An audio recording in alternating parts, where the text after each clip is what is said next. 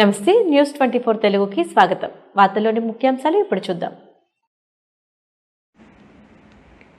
పుదుచ్చేరి రాష్ట్ర సార్వత్రిక ఎన్నికల సందర్భంగా యానం నియోజకవర్గంలో టీవీకే పార్టీ అభ్యర్థిగా తోట రాజు ఎన్నికల ప్రచారంలో దూసుకుపోతున్నారు.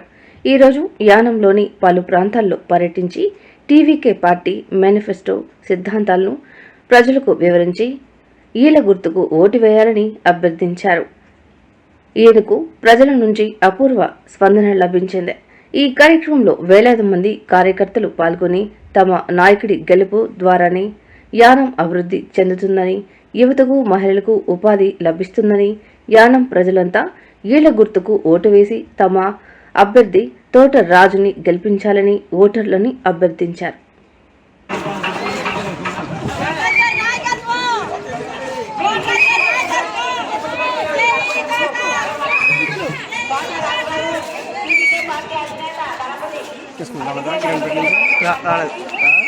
రాలేదు ఫోన్ చేసాను అమ్మనైతే